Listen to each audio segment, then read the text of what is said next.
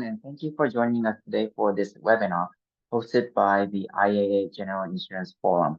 Our topic today is recommendations for the use of AI in actuarial applications. This is a really exciting subject that's gaining a lot of attention, not just in the actuarial field, but across various industries. I am Ryu Yamada, the chair of the forum and the group chief actuary at MS&AD Group. I will be your moderator for today's session. I'm thrilled to introduce our speaker, Thomas Holmes. Tom is the chief actuary at Accurate in the US and holds the FCAS designation. He has co-authored a CAS monograph titled Penalized Regression and Classical Credibility and frequently presents at CAS events and Accurate Academy webinars. Beyond his professional achievements, Tom is also actively involved with the CAS, where he focuses on predictive modeling and sharing best practices in our industry. Interestingly, Tom has a passion for music. He holds degrees from the University of Michigan and Ohio University, and in his spare time, he enjoys playing the piano and composing music. Before we dive in, I have a few quick housekeeping notes. Questions and comments. Speaking capabilities are turned off for participants. However, we encourage you to submit any questions or comments by clicking the Q&A icon at the bottom of your screen. We will address your questions during the Q&A session at the end of the presentation. Recording. We will recording this session, and the YouTube link along with a copy of the slides will be available on the IAA website within the next day or so. And some disclaimers. The webinar today is presented by Accurate and should be taken for informational purpose only. Any remarks today are own personal opinions and do not represent and should not be considered as the official positions of the IAA or Accurate. Now, Tom, the floor is yours. Thank you very much. Before we dive in, I'll note that I have a little bit of a cough today, so you might see me going on mute. I will try to do that. And thank you very much for attending. I know it's quite early here in the United States and probably quite late in other places. So let's dive right in. Last disclaimer, please feel free to drop questions in the chat as we go. I will be monitoring the Q&A, and if something can be answered in time, I will try and answer it in time along with the presentation. So as we get started, the first question that everyone asks is, well, what is AI? So maybe it would be a good idea to comprehensively say, this is what AI is. Everyone has their own definitions, and that's a terrible idea because everyone has their own definitions ranging from GLM, GBM, large language models, ChatGPT. But if we follow the definition, the true definition of AI, it can be as simple as a single decision tree. Greater than 50, do this, less than 50, do something else. So let's not define AI. Let's define AI for the purpose of this presentation, for the purpose of how people want to use AI in actuarial work. And the best definition that I can come up with for AI is that AI is a magic box. It is some magic box, a little ding as the magic box shows up in the corner. It is something that you put inputs into and you get something out of. And what happens in the middle is what you define as that artificial intelligence. And so you might say this is a kind of a silly definition, and it is a little bit of a silly definition, but I think it is the best definition for actually giving recommendations on best practices. And so why do I say this? I say this because AI moves so fast that if I get specific, if I start talking about very specific AIs, if I dig into GPT, AlphaGo Zero, any one of these, I'm going to be outdated. This talk is going to be irrelevant in a month. But the goal of this talk is not to, like I said, not to be specific, not to be irrelevant in a month, but to give some guidelines that can be applied to any of these different types of methodologies. And I think this is going to be extremely relevant because, like I said, we're going to be picking and choosing. Everyone's going to be using different types of AI, but the AI that we choose, I believe, should follow these recommendations. So whatever AI is, it is actually an input-output machine. You put something into it, there's this magic box, something happens, and you get some output. And that is the simple version. So how is this different than normal tools? Well, I mean, normal tools are also input-output machines. We have an input, we do some manual work on the inside, it's no longer a magic box, and we get some output. But the process that we go through today is actually more complicated than this. This is a very simplified view of what we do today. What we do today is really create an output, look at it. So maybe not. Well, let's create another output, look at it, review it, say, okay, this isn't quite what I want. Then we keep going with this process until we get an output that we actually want to use. And this actually is maybe even better to look at it this way, where we do this manual work, we get an output, we do some manual work, we look at another output, and maybe it goes back and forth between this manual work, and each manual work is informed by that output. And maybe there's even another way to view this, is that we go all the way back to the inputs. We say, okay, I took this information, I worked, went to my outputs. Now I fixed something with my original information that I'm using. Maybe I changed my data. Maybe I changed my input assumptions to the work. Maybe I changed my success criteria. Like you can change various things about these inputs, but again, we're always iterating through, and this manual work is always in the middle, and the truth is probably somewhere in between. So this is actually a good example of maybe how a normal tool will work.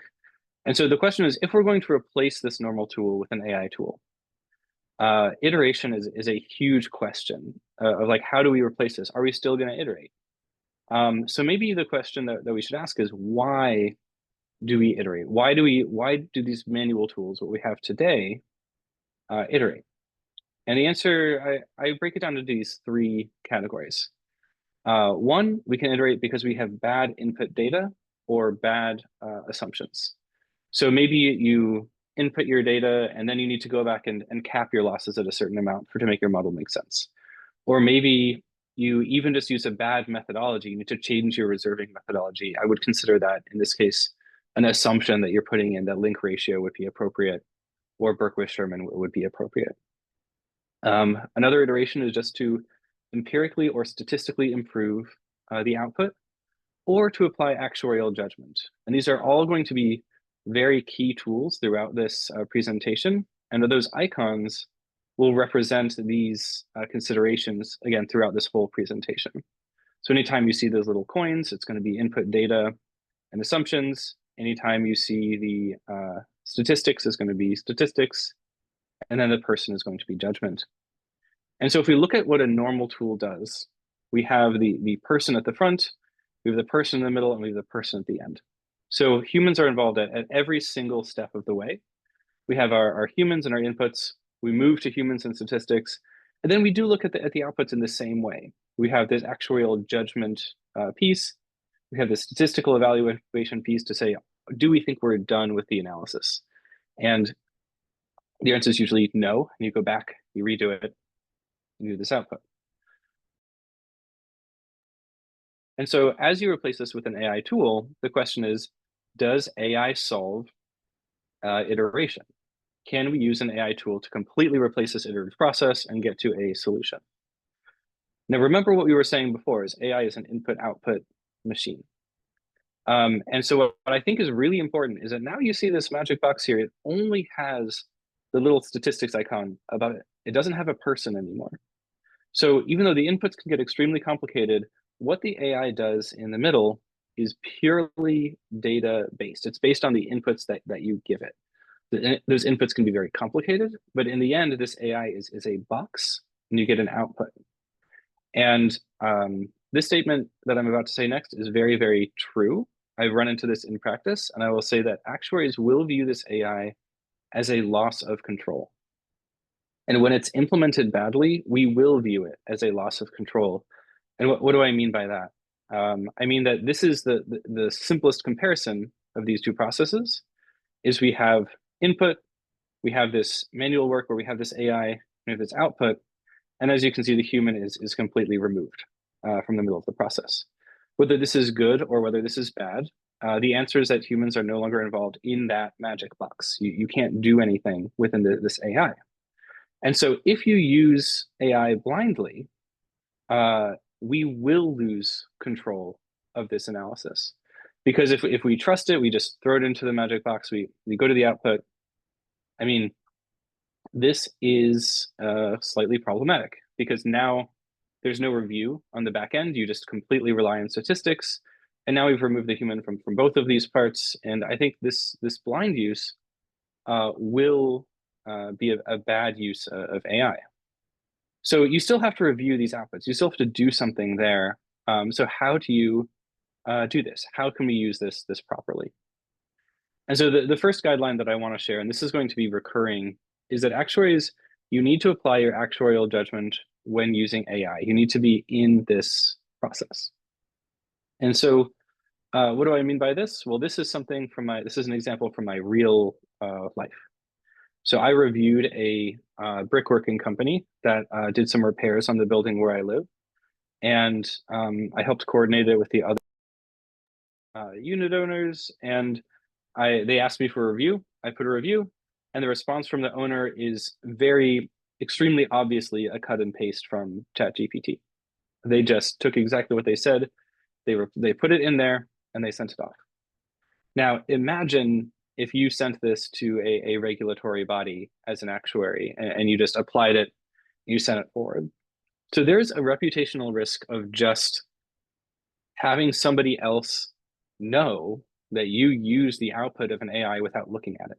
Like that is an enormous reputational risk. And I'll say that this is probably the biggest reputational risk to actuaries because we have a huge responsibility in terms of professionalism, in terms of rigor, and let alone the risk of using this blindly being a bad result. The reputational risk for everybody as an actuary is huge. So don't underestimate this reputational risk. The second risk is statistical. This is a fit for a variable. Let's call this a pricing model. And it should fit decreasingly following some form of logic. Maybe this is a risk score, maybe this is something else. But the idea is that moving from left to right, it should generally go down. And that last point on the right is actually a missing bucket. So let's not pay attention to that. But what I will say is that for the data set that I was working on, this is the statistically optimal fit, having this dip at the end. And so we have a question here. If we're using an AI, like I said, AI is completely statistics driven. It only goes by your data and your assumptions. It will recommend this solution. And so we need to identify and say, okay, this should probably be adjusted in most cases. Maybe you follow the statistics, maybe you don't, but assuming that this logic is true, that this should always be a decreasing characteristic, we need to adjust this. Which brings me to this very, very important point, which is the statistically best model is very, very rarely the best actuarial model. And this statement is relevant to all AIs that actuaries will use. And I think this statement is very important as we consider the future of our profession in general. And so this is the battle between statistics and judgment, what the real world says. And there is a balance here. And I will say that I don't think actuaries are as aligned on this balance as you think. I've asked this question in several webinars. What is more important, statistical judgment or actuarial judgment? And it's not clear. A lot of people will be split maybe 50-50 on this. And so we don't want to just blindly apply the best statistical model, which is what an AI will do because it's very based on the inputs. And so here's my question for you is that no matter the AI, like I said, it is an input-output machine. Has your reserve estimate for those reserving actuaries out there ever been purely, absolutely purely statistical and involved no form of actuarial judgment? And I'm going to answer this for you. The answer is no. Because if so, why are there actuaries at all? I will say that there's always going to be some judgment in this process. If there's not some type of human intervention, some type of human judgment, why are there actuaries in general? So the question is, okay, we're using this magic box to get to a reserve estimate. Now, how do we do this? How do we actually apply that judgment when we're not doing a manual process, when we're using an AI to create this reserve estimate? And so I'll start with maybe how not to.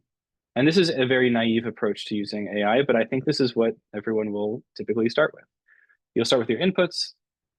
You'll run your magic box AI. You'll get your output. You'll look at it, say, well, that's not perfect. Let's go back to the inputs. Let's rerun our AI. Look at the outputs. Well, that's not perfect.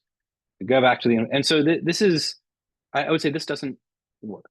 This is exactly the same as a manual process, maybe extra steps, maybe extra compute time, maybe extra runtime. It's exactly the same. So how to succeed when using an AI? The first thing that I'll say is we're not going to build one output. So if you're using an AI, I would build a range of outputs. And so remember what AI is very good at is coming with this statistically data-driven, reasonable outputs. And so when you create your inputs, you put it into this AI, what you get out, you want a range of statistically reasonable outputs. And then you can go through and say, oh, these are the ones that I think are actuarially reasonable. These are in that actuarial range of reasonability. And now you can go through and choose the one that you want to move forward with. And this process at the end is very, very important. This idea of coming out with this range of responses, because as we know, two actuaries can look at a company and come up with different reserve estimates. Two actuaries can look at pricing data and come up with different pricing estimates. This is just a truth here. It's like there is a range of reasonability. So why would we use an AI to come up with a single point estimate when there is an actual range? I see that someone has raised their hand. I would encourage you to type a question into the chat because we will not be unmuting people during this presentation, but I will do my best to answer your question. And so this is one thing that I would highly recommend, using this to create a range of outputs that will represent that actuarial range of outputs. And now let's go back. Let's say, how do we apply control? Applying control, again, is going to be a huge topic when using AI. And this is, again, like the main thing is that actuaries really want to control it. We really want to apply that judgment. And remember that AI is going to be replacing iteration. We're going to replace this manual process with an AI. And the manual process looks like this. It looks like these inputs, manual work, outputs. Maybe you get some statistically unreasonable items at first.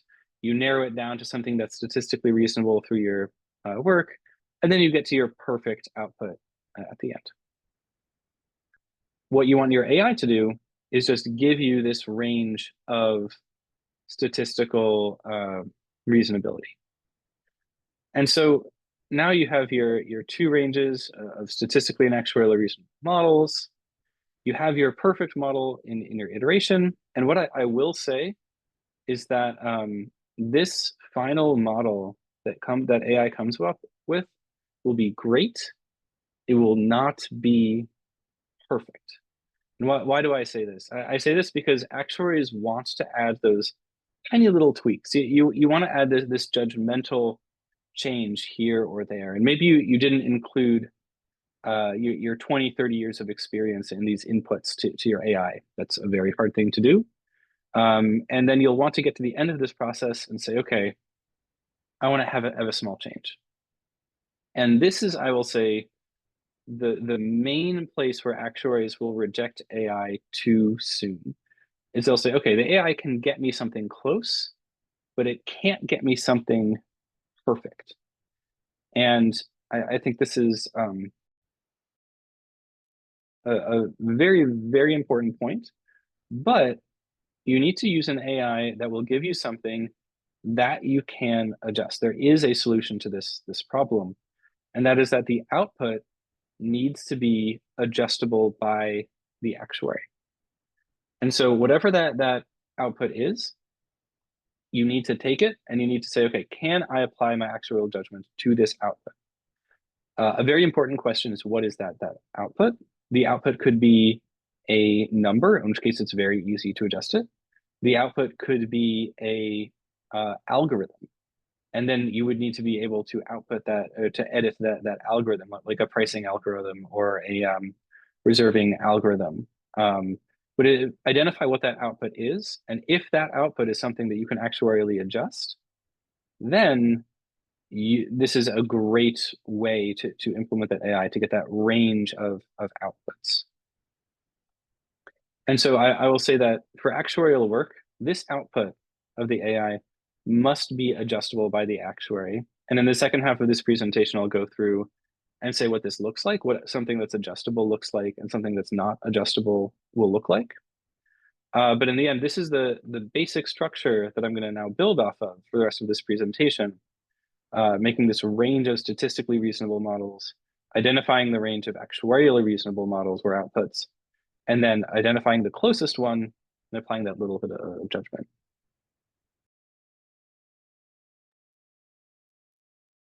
So my next question is, why does this magic box work? Why does this specific example actually show promise? And so the first thing is good data. Like I said, there's no matter the AI, it cannot overcome bad input or bad data. There's no workaround for bad data. And so maybe you can use an AI to detect bad data. Maybe you can use an AI to fix bad data, but you still have that same input. Is you have to tell the AI how to fix the bad data. You have to have the right inputs, the right structure to tell it how to do that. So again, you have to have some good inputs to your AI. How to fail at using AI. Again, if you creating this range of outputs is not a magical fix. You can still create this range of outputs and say, oh, my inputs were terrible. Go back, change your inputs, create this range of outputs. So even though I think this is a great feature and something that should be included in actuarial applications of AI, it's not a magic bullet. Creating a range of outputs, you can still create a bad range of outputs. And so how do you fix this bad range of outputs? Well, obviously the way to do this would be to make all of the correct assumptions. Unfortunately, that's impossible. You're never going to make all of the correct assumptions first. As you create your inputs, maybe you select a certain level of responsiveness, you look at your outputs, that's not quite it. Just like there's a reasonable range of outputs, there's a reasonable range of inputs to your model. And so here, I would say that this is a version of this magic box of this AI that will work. We have this reasonable range of assumptions. We have a whole different slew of assumptions. And then we have this data that flows into it. We have this magic box and we get this range of outputs. And so one example of this would be here. This is an actuarial magic box. We have our range of assumptions. And this will get at one of the chats that just came in. Can you provide a specific example of using AI to create a range of outputs? This is one where you can create, maybe you're building your loss model, you have your in-scope variables, you feed that in, you have your ordinal or categorical variables, essentially variable treatment. How is this variable treated? You have any type of constraints on the model, and you give it this range. So I'm not saying exactly what variables are in scope. And then I'm putting some constraints on how the model can be built. But in the end, what you can do is you can get a range of loss models out of this. And so this is an example of how you can use AI to create a range of outputs. And I will say that this is not a futuristic thing. This is the type of thing that I work with on a daily basis. And I mentioned this only to say two things to the audience, is that this idea of incorporating a range of assumptions to your data to create a range of outputs is not a futuristic problem or a futuristic application. This is something that you have the tools to do today. This is not something that you should be thinking about 3-5 years in the future. This is something you can do today. And the other reason that I point this out is because all of these pushbacks that I have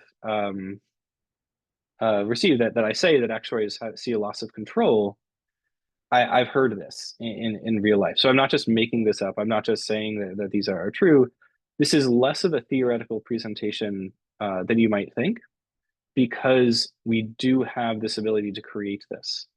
And so another specific example of this might be putting in creating an indication.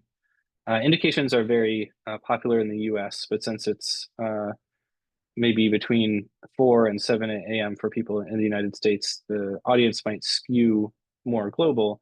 But the indication is essentially, how much do I need to raise my rates to be profitable in the next year? What is my trend adjustment? How do I need to adjust for inflation?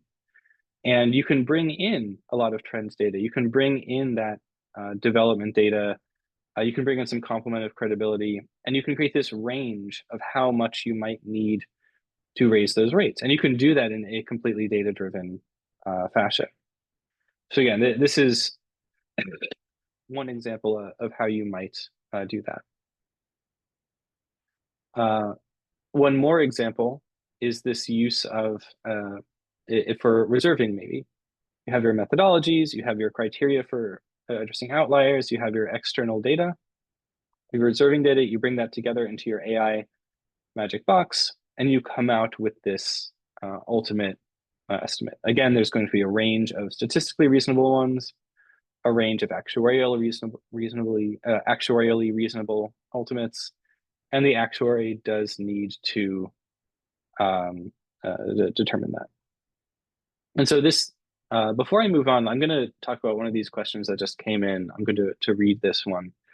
It says, how do you determine what output is actuarially reasonable without having created your own work or knowing what determined the output from the AI? How does someone who may only have AI to do the modeling develop this actuarial judgment without having done the traditional actuarial work? And this is a really good question. It's basically saying, how does this person at the end know what is reasonable? And how do they know this without having done the work? So let's go to a future state, maybe in, I'm going to say future state, maybe in like 5-10 years. I don't know how long it's going to be. When people are only using AI to create these ultimates, they're not going through the triangles by hand. And how they'll do that is roughly the same way that is done today. Is that you'll take a look at the outputs, you will have your peer reviews, and you will have to defend what your AI has done. And this is why I'm going to, later in this presentation, recommend the use of transparent or explainable outputs. I really like transparent outputs. Explainable outputs are good for some things. Black box outputs are very hard to use in the actuarial sense. Yeah, using the word perfect and actuarial work together does not work. Okay, I'll get to that question in a second. But yeah, the idea is that we will have to develop it the same way, and the outputs of your AI are going to allow actuaries to apply this judgment. And so another attendee said that perfect and actuarial do not work together. I agree, but you may have met some very, very opinionated actuaries in your life who will say that this machine is slightly off and I will not use it. So even though it's not perfect, that's why you have this range. I have an idea of what my perfect model will look like. And if this machine doesn't let me get there based on the data, or let me get there and does something data-driven that I don't think is appropriate for the real world, I'm going to reject it. So I agree that perfect might not have been the word to use. So let's go to these recommendations. Remember why we iterate. So we have these assumptions, we have the ability to statistically improve output, we have judgment. The AI is very, very good at this middle one, at statistically improving the output. It's not very good at detecting your bad inputs or assumptions. Again, you have to tell it what is a bad input, what is a bad assumption, and it doesn't include actuarial judgment. Now, you can include your actual judgment as an assumption, and that's something that one of my colleagues told me when I showed them a draft of this presentation. They said, well, most of actuarial judgment is just a empirical evaluation. I said, okay, to the extent that that is true, include it in your input. And so really, you can apply your judgment to the inputs and the outputs, but you can't apply it in the middle. So again, really keep this in mind. This is where you're going to apply your judgment. Your judgment is going to switch places, but it's not going to go away. And so when I say create a too large range of outputs, what I mean is that you should create outputs that are both maybe too responsive and not responsive enough. So if you're going for this this raw indication, this like how to increase rates, do you need to take rates up 20, 10, 20, 30% the next year? Do you need to take it up 1, 2% of the next year? Create a big range that you can look at, and then go find your actuarial selection from in there. And so this is not just a one-dimensional problem, this is an n-dimensional problem. And so this is something that you can do in as many dimensions as you want, but you really want to make sure that those borders are all hit. And so what's an example of this using this fictitious reserve max 9,000 reserving AI? You'd say, what are 5 measures that I need to take to address reserve adequacy? And those of you who've used ChatGPT know that if you need 5 things, asking GPT for 5 things is a bad idea, because one of them isn't going to be perfect. Maybe asking it for 15. That is a good idea. And so when you are thinking about things that you should do, this is an example of using ChatGPT or ReserveX 9000 or some large language model to create this big list of items. And so also, when you create this too large risk, you want to make sure that you are not missing appropriate outputs. So if you create this range and you have some that are on the edge, maybe you need to expand that range even further and make sure that you have this actuarial range that is bordered by things that you would not pick, so that you're not missing anything on the side. And when you create this too large range of outputs, the way you do that is using a too large range of inputs.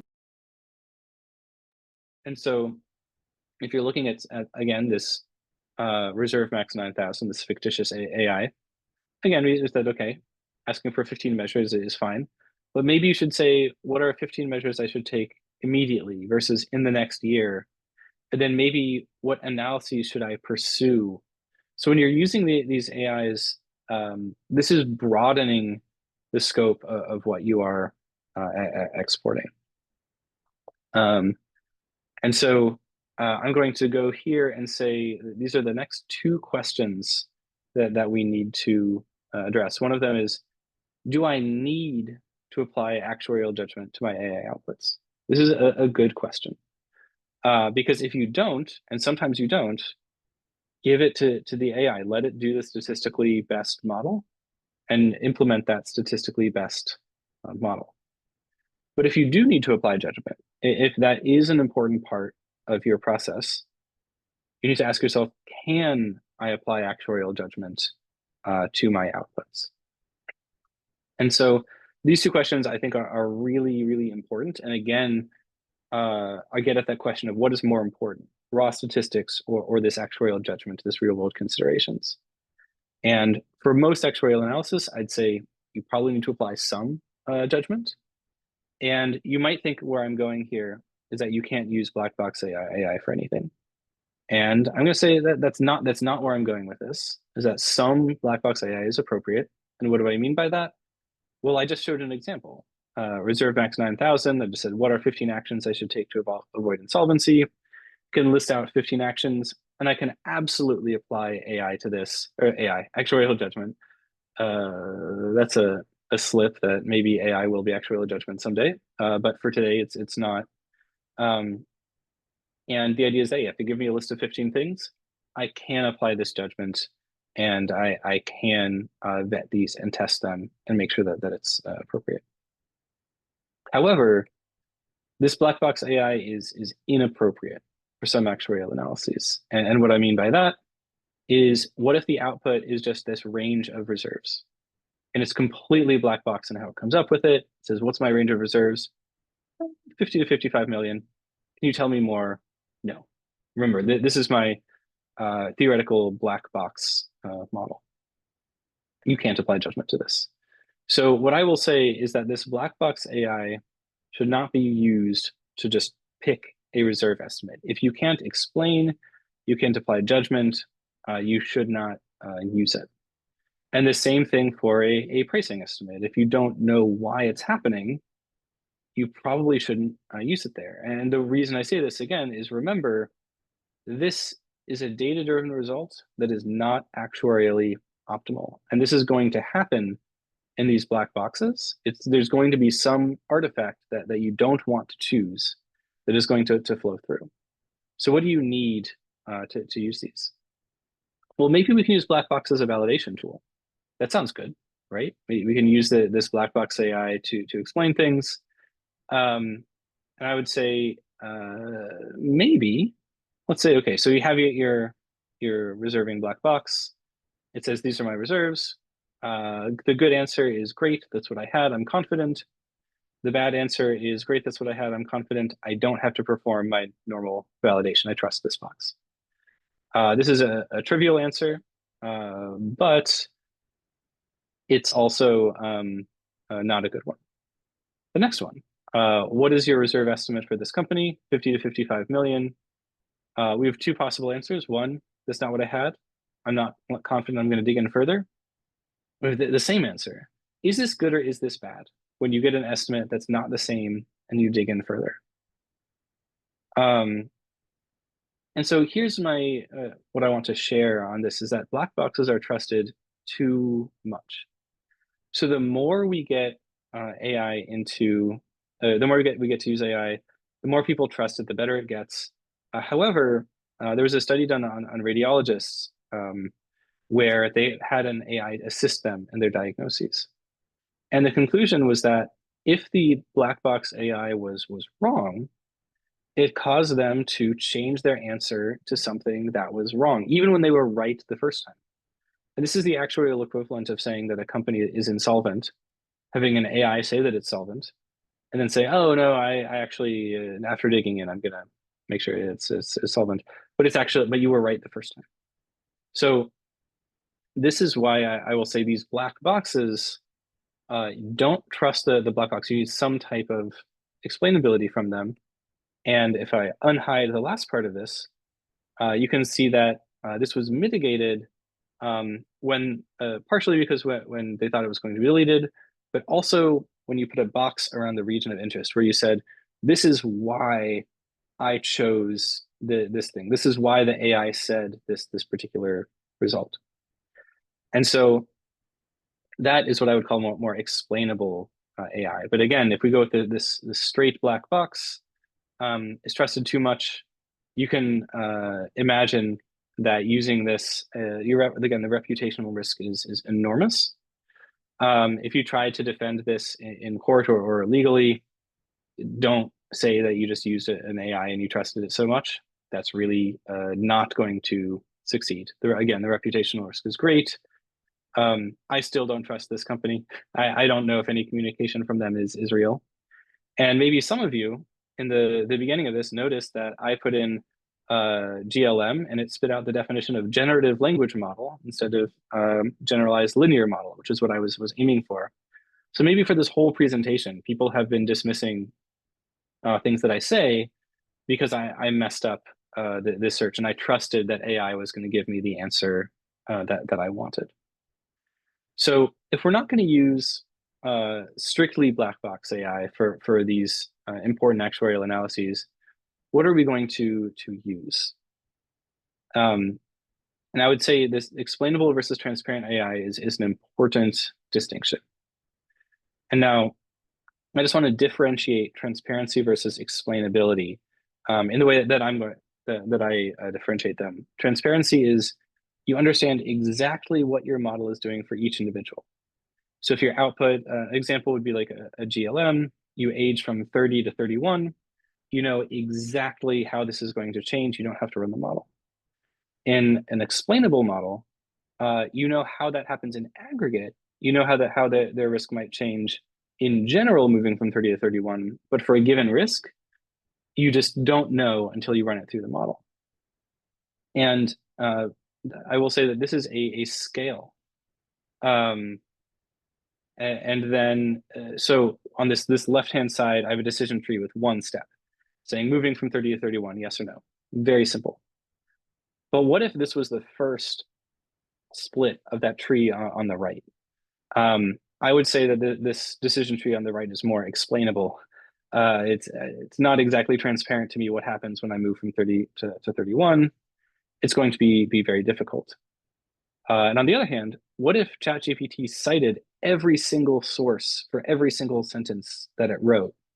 Maybe that's now an explainable model for us. Maybe we can, because we can explain how it got there, we know what's happening. So this transparency versus explainability versus black box is going to be a spectrum. And that's something to keep in mind as we work with more and more complicated AIs. So bringing this back to a real example, not a real example, but a reserving example. Let's say we had one for reserves. You had a transparent model, you had an explainable model. Transparent would mean that the output of this, you can see exactly the calculation that I used to get there. And then for explainability, again, you get the same thing, but in aggregate. And so in aggregate, it's hard to tell what's going to be different when you change a feature. And so, for example, if we have a nearly identical risks, nearly identical companies, and one of them had a slight increase in income, you don't know how that's going to change an explainable model's output.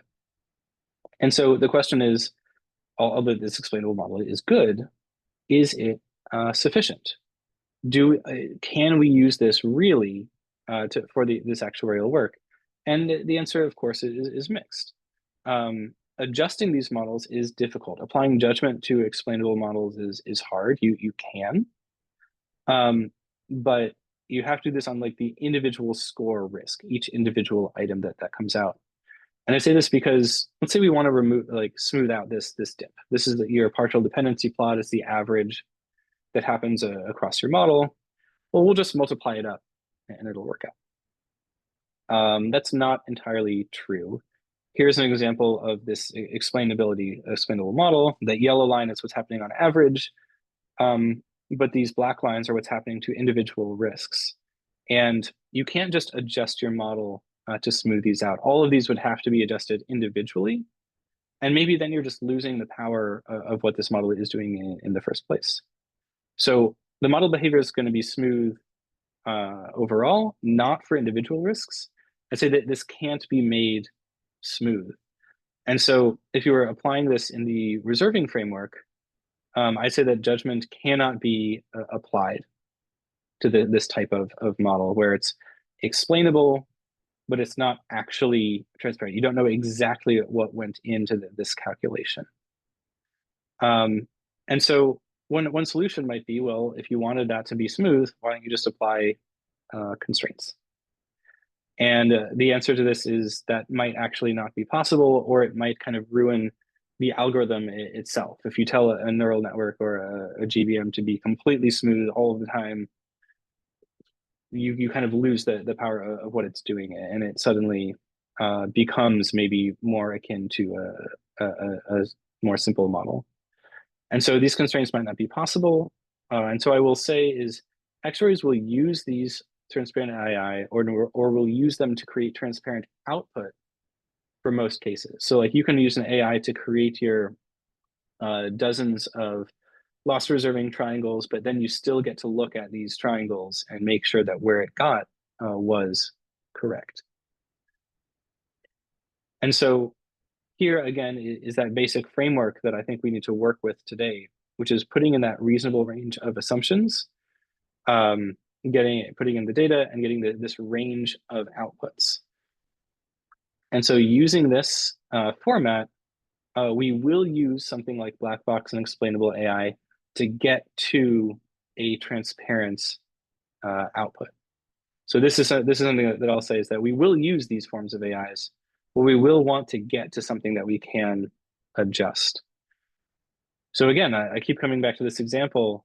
It's like, can you apply judgment? Yes. This is an example of where you can apply judgment, and I think it's very necessary to consider what this looks like, what this movement of actuarial judgment from the building of your outputs to applying it at your outputs. What does that look like? And so this is the main things like, do I need to apply actuarial judgment to my outputs? Again, I keep coming back to this question because I think there's a lot of things that we do that we don't need to apply this judgment. And this gets to a question that came from Bob in the chat. It says, don't you think that what underlies actuarial judgment is a deep understanding of the predictability of outputs based on inputs beyond statistical measures?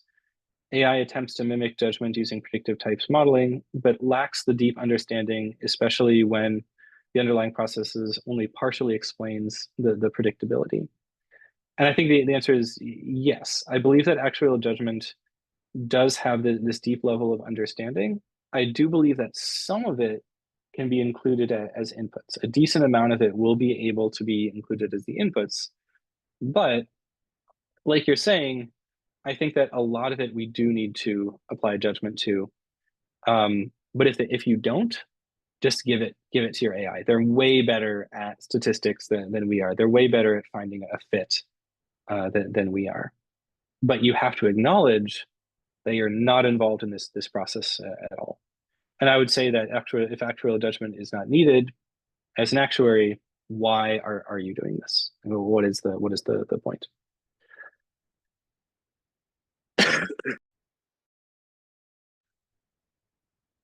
And so let's do some summarizing before we get to our Q&A, which will come up in about 2 minutes. So keep putting questions in the chat. So again, selecting an AI for actuarial analysis, I will say, if actuarial judgment is needed, select an appropriate AI. You can use a transparent one. I would recommend this for a lot of your actuarial work products because it's very easy to trace. However, the AI, what's in the magic box can be transparent or explainable, but if the output is fully adjustable, that's also something that you can use. As long as you can fully adjust that output, I would say any type of AI can be used.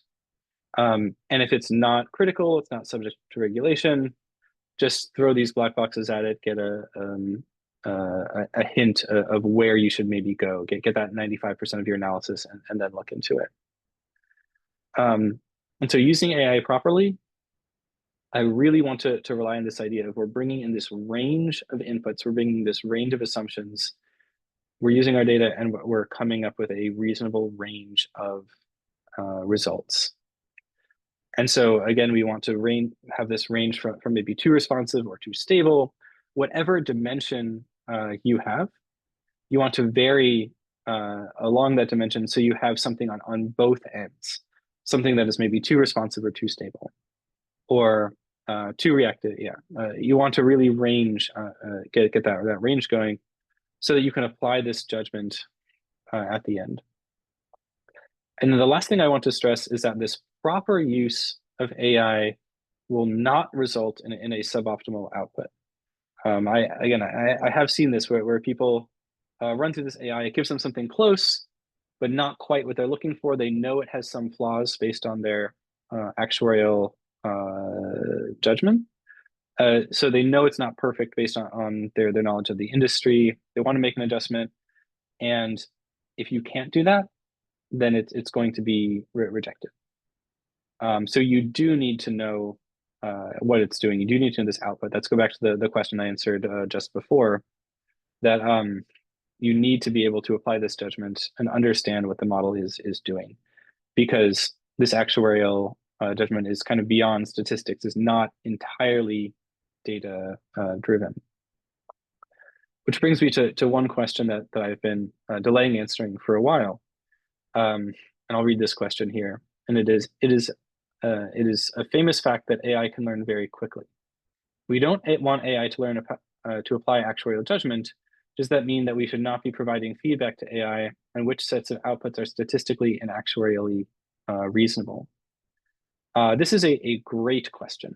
And I think that this is really going to get towards the idea of what are the inputs to our actuarial model, and how can we use AI to maybe prune some of the outputs to our model. And so a lot of the time when I'm building a model, or when I'm using AI, here's an example of, do you want to add a monotonic constraint to a variable? Do you want to force it to be increasing or force it to be decreasing this characteristic? And the answer for me is, like, even if I know that that's true, I don't want to force that in my model to begin with. And the reason being, if the data is doing something that is unexpected, I would like to know it. So that's one part of this AI, is that even if I tell AI how it should behave, it is valuable information to know how the data is actually behaving. Maybe there's something else that I missed. And so I'll say that we should be providing feedback to AI on what is reasonable. And we can do that in two different ways. We should do that through the inputs. And I think as we get better and better and better at the inputs, this range that it outputs on the back end is going to get smaller and smaller and smaller. But how we incorporate that stuff through the inputs is going to be very hard. Because how do you put in your 20, 30 years of actuarial knowledge into a series of statements that this AI can understand? Maybe you have it read through every single actuarial report you've created. Maybe at some point it can do that and give you the Tom Holmes recommendation for this item. Maybe you can train it to know your own decisions. But in the end, I think all that's going to do is increase the number of inputs, decrease the number of outputs, and you're still going to have to choose within that range.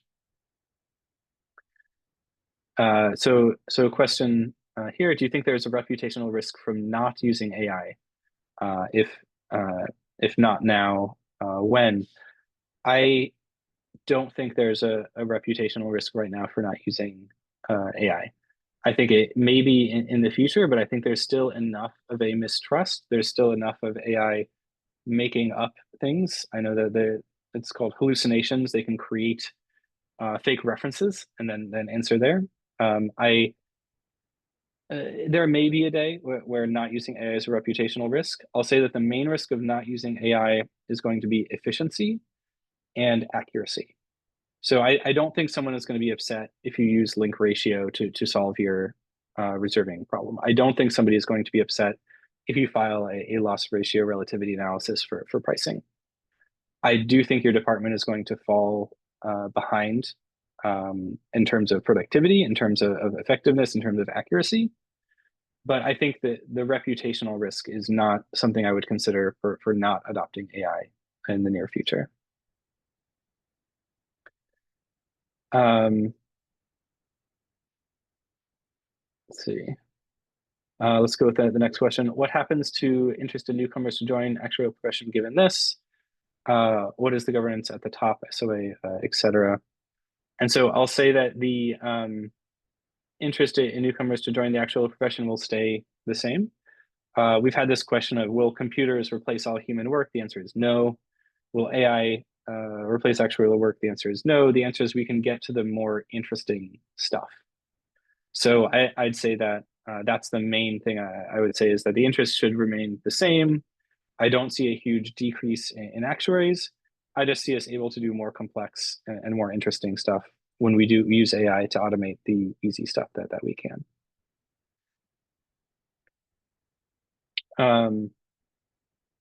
Interesting. I was recently invited with AI researchers in several countries, and they cited actuaries, lawyers, and radiologists as three most critical professions affected by AI. I think that's a good thing. I think that these are interestingly all professions that are going to use some form of judgment.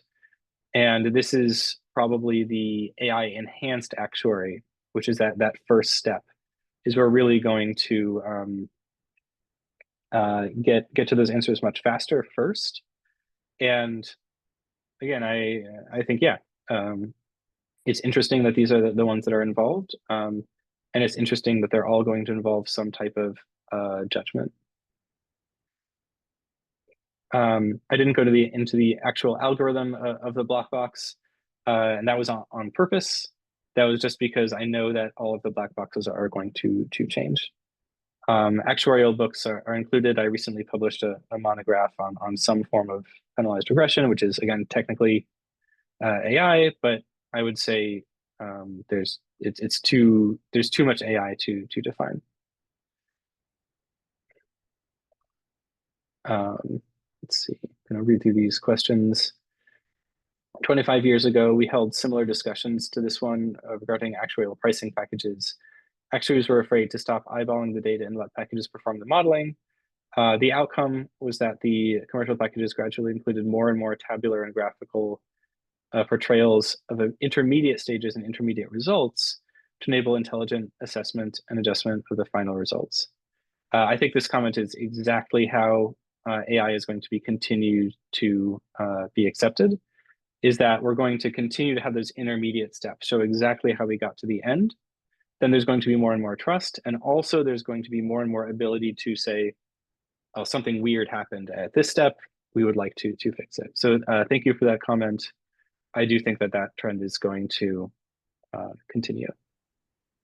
A couple more questions. Do you think that we will see similar gradual processes in actuarial modeling based on AI? I think we're going to see some leaps and bounds. And then maybe we'll see a gradual process again, but I see that this is going to happen quite fast.